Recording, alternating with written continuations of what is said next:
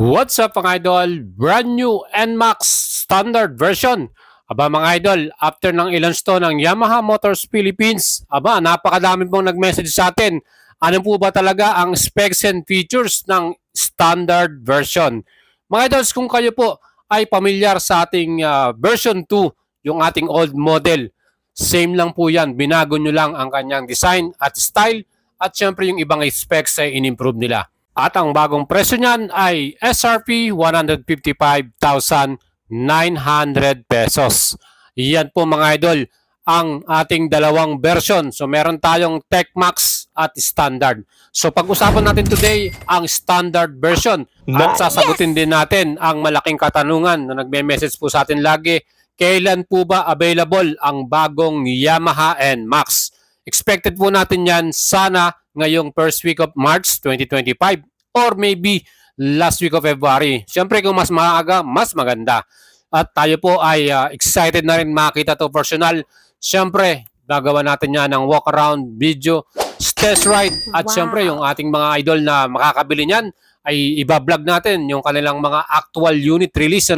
Kaya lagi lang kayong tumutok sa ating YouTube channel at sa ating Facebook para maging updated kayo kasi maggagawa rin tayo ng live stream para dito.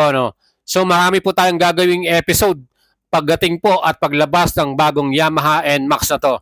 Ngayon mga idol, ito po ang version 2 natin. Kung titignan nyo po ang ating version 2, marami pong mga in-improve para dito sa ating 2025 model. Especially yung kanyang front face design, yung muka, at yung kanyang taillight design, at yung kanyang display or panel display mga idol. At syempre, isa pa sa mga in-improve din nila dyan, yung kanyang shock sa likuran kung saan meron na nga itong sub-tank KYB brand yan, kaya maganda ang ating performance at handling yan. Plus, yung ating charger, ginawa nilang Type-C. Plus, ang dami rin po nalilito kung ang standard version ay merong bagong engine type na YECBT or Yamaha Electronic CBT transmission. Wala po siyang YECBT. Normal po na 155cc, single cylinder, liquid cool 4 valves with BBA and CBT transmission. So ang YECBT engine ay para lamang po sa ating Tech Max version. So yan po yung pagkakaiba nila. Bakit mas mahal po ang Tech Max?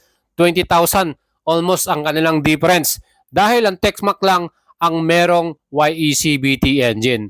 Ang standard version ay may dalawang color choices mga pipilian tayo. At ang mga color na yan ay black color at light gray. And syempre, i-check natin kung glossy ba or matte color yan. Kaya umabang lang kayo sa ating YouTube channel at Facebook dahil mauuna tayong magbigay sa inyo ng update na yan. And para sa lahat ng mga idol natin, na mga subscriber at follower na nag-PM na sa atin at nagbigay ng kanilang detalye para makapag-reserve at pa-slot, syempre, yan po ay intayin nyo na at kung malapit na yan, i-ready nyo na ang inyong pambayad. O diba? Para po pag sinabihan natin kayo na available na ang unit, takbo na kayo dun sa store at syempre, ilabas nyo na ang inyong bagong Yamaha NMAX standard version man yan or Tech Max. Mga idols, isa pang update natin, ang units po ay very limited. Meaning mga idol, possible po na isang color ay isang unit lamang per Yamaha store. Kaya nga sinabi natin doon sa mga nagpapa-reserve sa atin or pa-slot na kung merong malapit po na Yamaha store sa inyong lugar, magpalista na kayo mga idol, magpa-slot na kayo. Siguraduhin nyong nilista kayo ng mga store supervisor or manager dyan na kayo po ay nakalista. Dahil siyempre, unahan po, kung nag-iisa lamang ang unit na Tech Max na color dark magma or black, siyempre, sa dami na nagpalista, sino man yung naunang nagpa-slot dyan, siya yung makakakuha, di ba mga idol?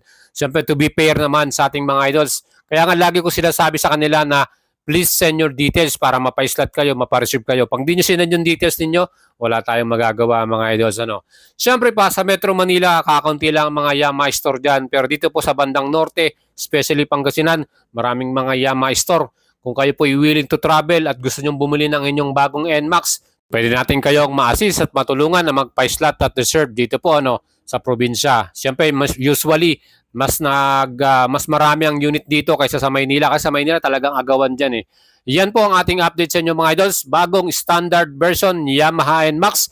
Pareho lang sila ng mga specs and features ng ating B2 or version 2 kung saan meron tong equip na ABS, meron din siyang traction control, meron din siyang makina na 155cc single cylinder, 4 valves liquid cool at CVT transmission. Wala po siyang Yamaha electronic CVT, para sa TechMax lamang yon. Same din ang ating pinaka shock absorber sa ating front, naka-telescopic, at sa rear naman, yan din man po ay naka-sub-tank na. Pero sa iba pang mga special features dito, gaya nitong USB charger Type-C, available din yan sa ating standard, at naka-keyless na rin. Equipped din ito ng stop and start system, at ang capacity ng kanyang tangke or fuel capacity ay 7.1 liters at fuel consumption naman 42 km per liter. Mga idols, ang ganda na ng ating rear suspension, naka-sub-tank na, KYB brand. Kaya sigurado ko mas mag-enjoy tayo, especially kahit meron ka pang passenger, ano. Ganun pa rin yung ating luggage compartment, malaki pa rin yung ating pinaka capacity niyan. At syempre, yung iba pang mga features ng ating Yamaha NMAX, gaya po ng kanyang new front face design and new taillight design, yan po ay available sa ating standard version. Kaya mga idols, all LED na rin ang mga ilaw nito, kaya siguradong malinaw at malakas. At syempre, kitang-kita mo ang lahat ng ating dadaanan dyan. Dahil all LED nga ang ating pinaka headlight at taillight dito, plus mga signal light niya, no, mga idol. Syempre, ang seat height, kayang-kaya din nating mga Pilipino, 770mm. Aba mga idol, astig talaga yung kanyang headlight design and yung kanyang rear taillight. At isa pa pong binago din para sa standard version, ang ating new fully digital instrument display. Sa TechMax po, iyan po ay naka-TFT display. Pero sa ating standard version, iyan po ay fully digital. Pero mas maganda na yung kanyang pinaka-informative panel display na yan.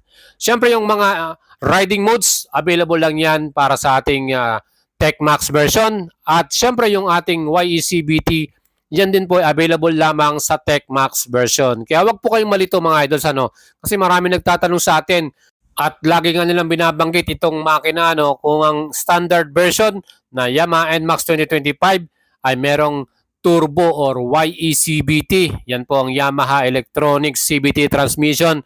Ang sagot po natin lagi sa inyo mga idols, TechMax lang po ang mayroong YECBT. Again, ang presyo po ng ating standard version ay 155,900. Yan po ay new SRP, dahil yung ating version 2 ay 151,900. So meron tayong price increase na 4,000. And ang color nga na available sa ating standard ay light gray at black color. Again, pag magpapalista po kayo at magpapareserve, ilagay nyo rin po kung anong color ang gusto nyo para alam po natin kung saan natin kayo ibibigay or pang ilan na kayo. Sa mga idols po natin na mga magpapalista, yan lang po ang ating hiling sa inyo. Bigay nyo kagad ang details ninyo para may pa-slot natin kayo. Again, mga idols, kung nagustuhan nyo ang ating vlog at update sa inyo, huwag nyo kalimutang i-subscribe ang ating YouTube channel at i-share nyo po ang ating video sa inyong mga kaibigan, tropa, kapamilya na may gusto ng NMAX. At syempre, lagi lang po kayong tumutok dahil pag meron ng available, i-update natin kagad kayo at i-vlog natin yan. Ride safe po and ciao!